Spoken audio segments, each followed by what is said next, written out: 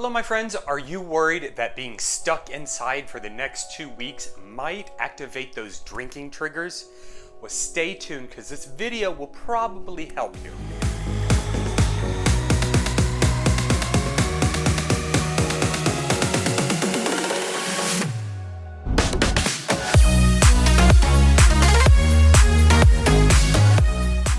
Hello, my friends, and welcome to The Simple Sober Life. I am Joshua, and I help others make simple changes to create a life of awesome.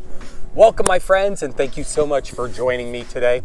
So, as we know, the world is a little bit out of control right now. You know, we've got unemployment skyrocketing because businesses are closing down.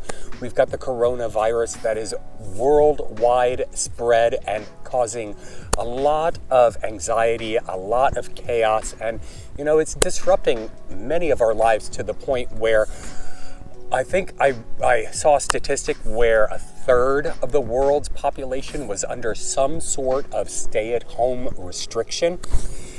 So undoubtedly, the urge to drink is going to be a little higher, maybe even a lot higher than it normally is. And so it kind of got me to thinking about different drinking triggers that might come up.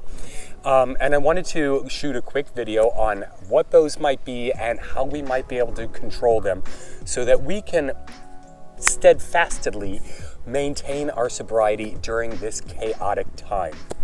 Now, I'm not currently in Alcoholics Anonymous, but I was for several years, and you know, I got a lot of value out of being in that community and in that environment. And there, within those rooms, they have an acronym that kind of represents four major drinking triggers. And the acronym is HALT, H-A-L-T. And it stands for hungry, angry, lonely, and tired. And these are drinking triggers that come up, you know, maybe not necessarily out of the blue, but we have a tendency to turn to alcoholism or alcohol in order to cope with these different, you know, feelings, these different emotions. If we're hungry, and I know I did this quite a bit,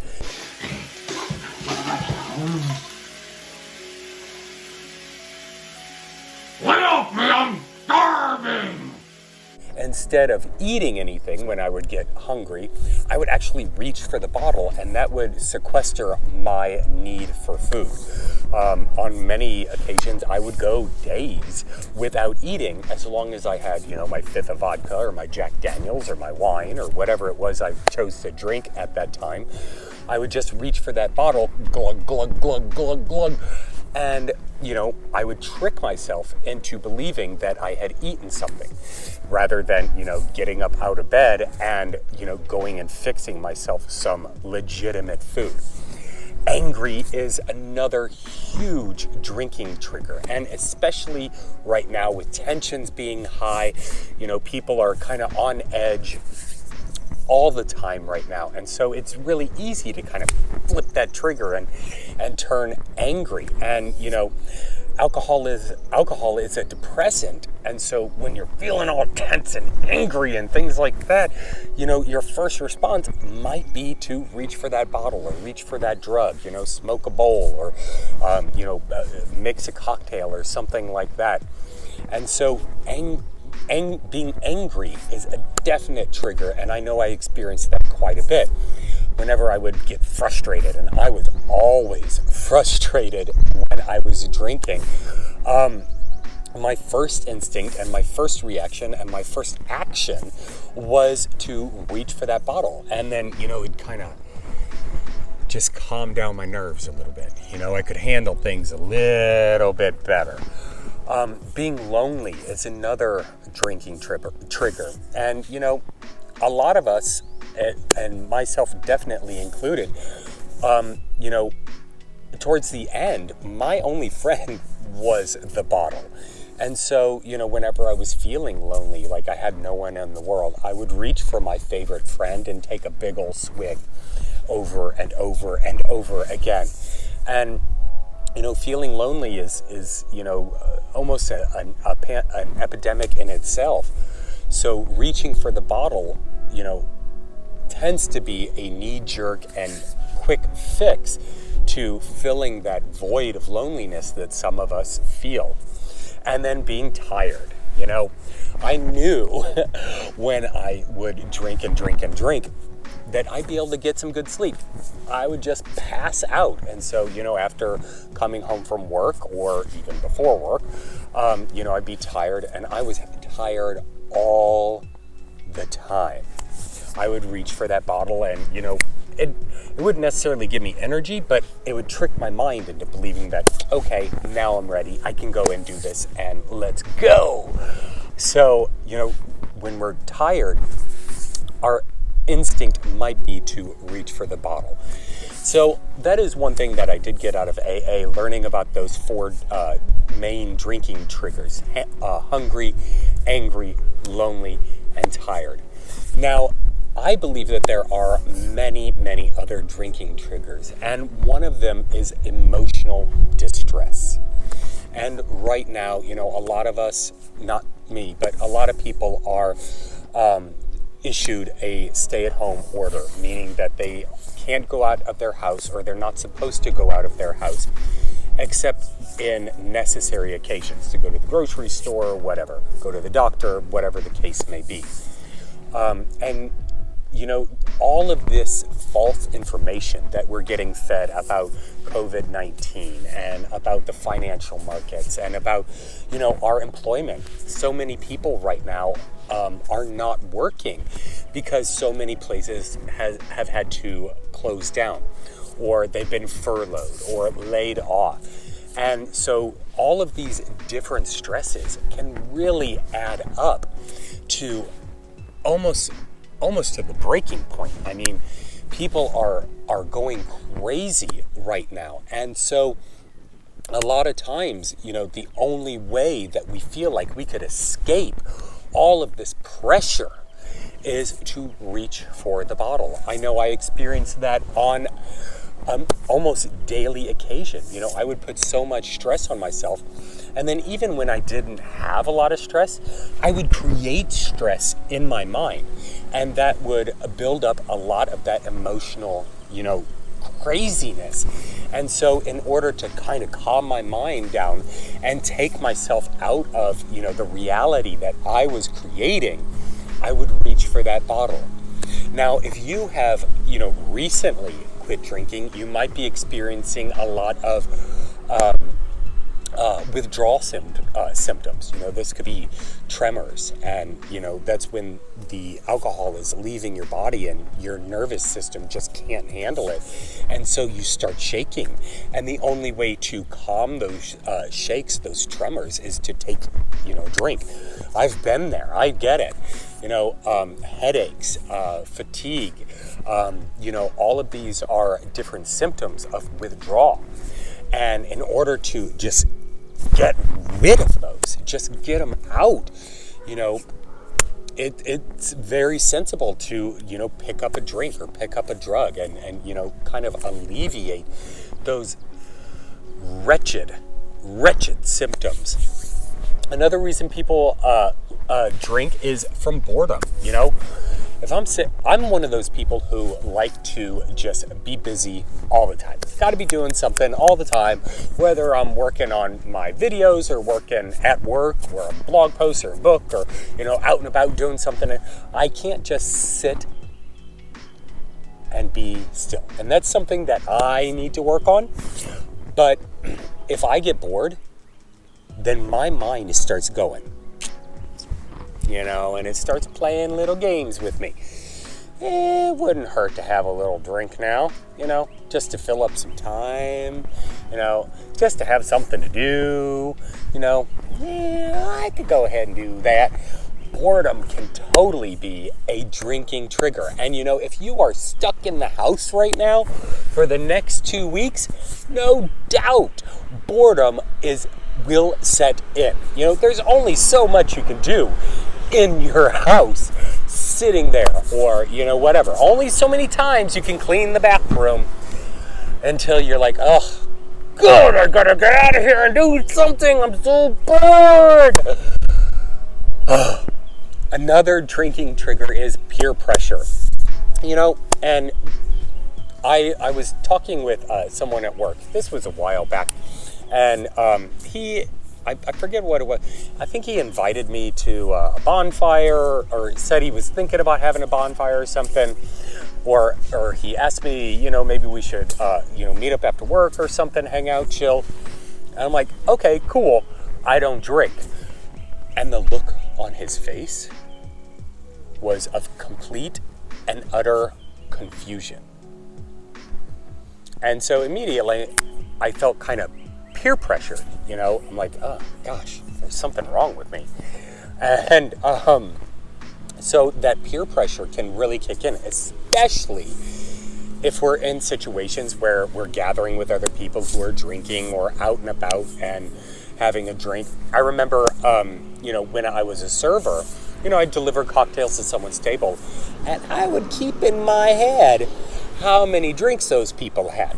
I would count them. I'd watch how fast they drink it. I'd watch if they finished it. If they didn't finish a drink, I wanted to throat punch them. It was crazy. But that was peer pressure that I was essentially inflicting on myself. But it definitely comes from external factors as well. So watch out for those peer pressure incidences. And one of the last ones that I know I did quite a bit, especially when I was living with Ryan, was pushing the boundaries. It's hard for me to be a goody-goody all the time. It's hard for me to follow all the rules all the time. And so, sneaking alcohol and seeing if I would get caught or wouldn't get caught became kind of a game. And so I would push the boundaries. And, when I stepped over those boundaries, I knew about it. But if I could sneak a couple drinks here or sneak a couple drinks there and get away with it, I felt kind of naughty. And it was kind of invigorating. It was kind of fun. So that was definitely a drinking trigger for me. Now that we know what can actually trigger our minds into thinking that, I need a drink, I could use a drink. How do we actually cope with that? How can we actually, make sure that we don't fall into that trap of becoming the person that we used to be? We're always now that we're sober, we want to continue to make positive changes and things like that. So how do we stay on that path? Well, one of the first things that we need to do is realize when we're having one of those triggers. And this takes a huge level of consciousness. It really takes time and practice in order to be able to step outside of yourself and the situation and the thoughts that you're having right this second. Analyze it and realize, what? I am kind of hungry. I'm feeling a little angry right now. This coronavirus and the finances are really getting me angry, or I'm out of my head right now because I don't know what to do from boredom and social pressure and anxiety and distress. Taking a deep breath and stepping outside of yourself to realize that you're having these thoughts, these emotions, this is what's happening, this is why it's happening, is a huge deterrent from falling into the trap of, relieving yourself with a drink. And so another thing that you can do is, once you've realized that, you're experiencing a drinking trigger right now, is actually think about why you stopped drinking. Why was it that you actually made the choice, and you made a choice to put down the bottle, put down the drug, and create a better life for yourself? Why exactly did you do that? Was it because your life was a complete disaster like mine and you were at the very bottom of the barrel? Were you, kind of chipping away at friendships? Were your finances in trouble? Or did you just not feel good about yourself when you were drinking?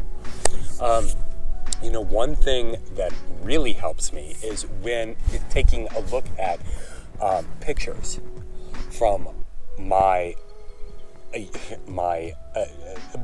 bottom, at the bottom of my pit. I look at myself and, I was, 50 pounds overweight. I was all sweaty and gross. And, I think back about how my life was compared to how it is now. And, mind blown. Those drinking triggers just kind of, I put a stop to those.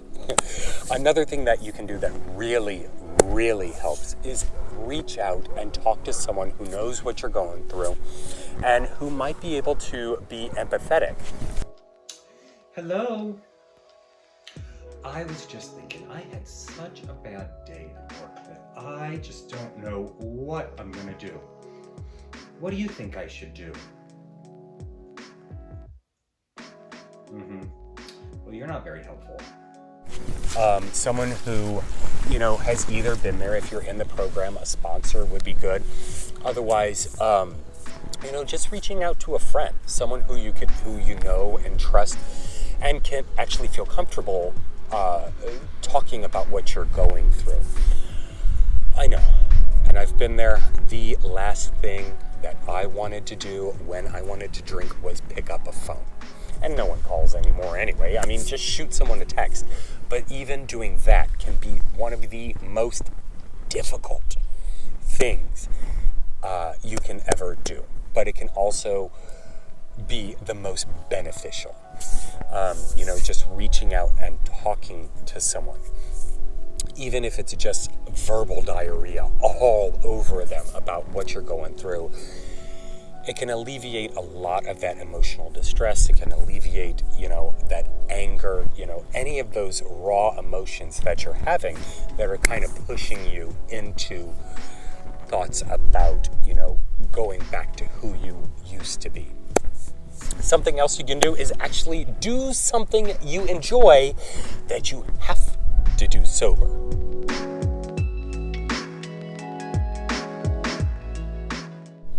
So, when I was at my point of drinking, all I did was lay around in bed and watch Netflix and drink. That's all I did. And so the things now that I do, I'm actually able to work on a book. I'm actually able to drive a car legally and go experience new places. And that's one of the things that I love to do. Just hopping in the car for a couple of hours, taking off and experiencing somewhere new.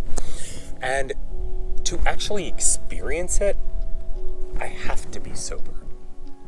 I can't be all buzzed or sloshing around and actually enjoy it because the only thing I'm thinking about is where I'm going to get my next drink. And so to actually get out and experience it. So if you have something that you truly enjoy doing and something that you found that you enjoy doing in sobriety, jump on that as soon as possible if those thoughts start popping in your head. Another thing that you can do is eat chocolate. I am giving you carte blanche to eat chocolate if you are experiencing any of these drinking triggers.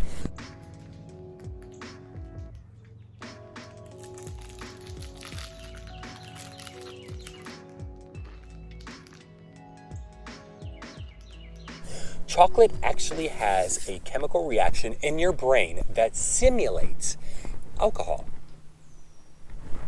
Kind of cool, right?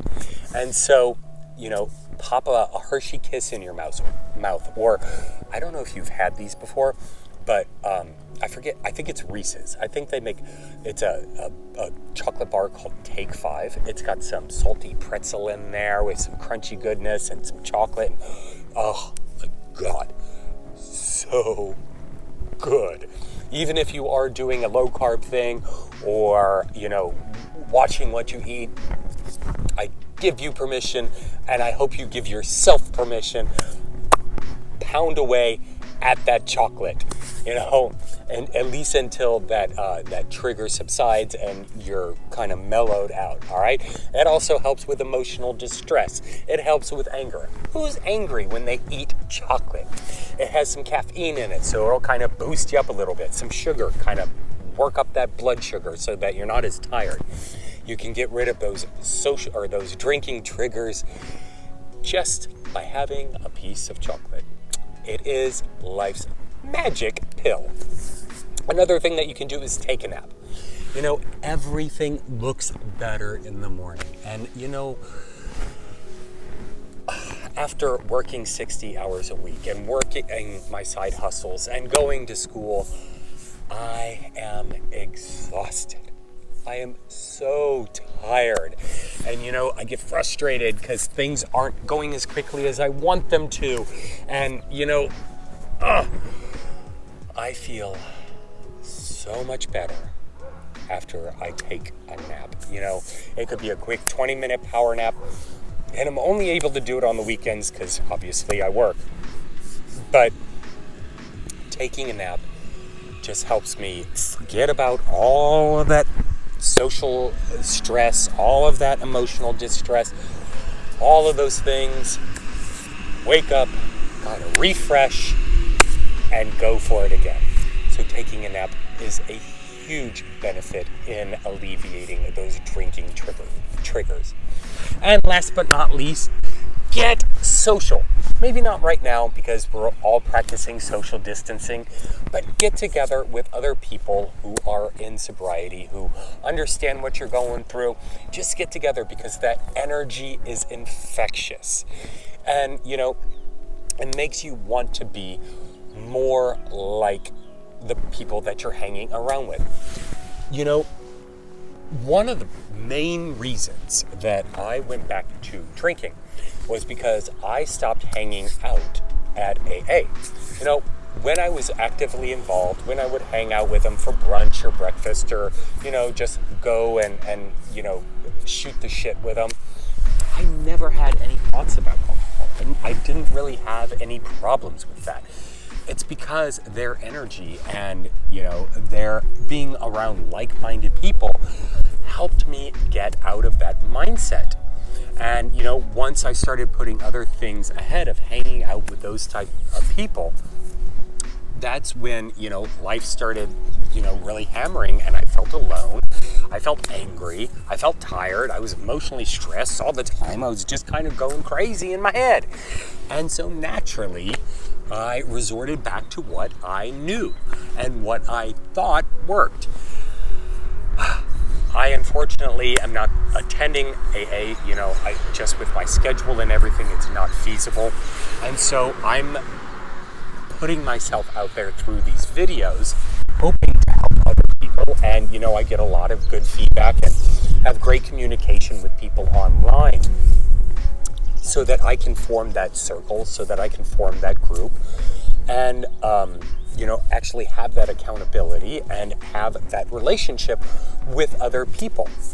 So surrounding yourself with like-minded people and actually hanging out with them, it could be right now during this lockdown and things, it could be I don't know, do they still have Google Hangouts? They have Facebook Live, they've got, Zoom, Zoom. There's a bunch of different ways to do it. Have a party, have a sober party on Zoom or something like that. It could be a lot of fun, throw in some DJ mixes and, just have a good time. Or have a movie watch party. I think Netflix just launched something where you could actually have people connect to your connection, and you can all watch the same movie at the same time, and you can chat back and forth and things like that, having a watch party. How cool is that? Well, anyway, my friends, this video has gone on long enough. I hope you got value out of it. If you did, please make sure to give this video a big old thumbs up. Subscribe and hit that bell when you subscribe so you get notified each time I create a video. And comment down below. What drinking triggers do you experience and how do you get over them? Take care, my friends, and until next time, cheers.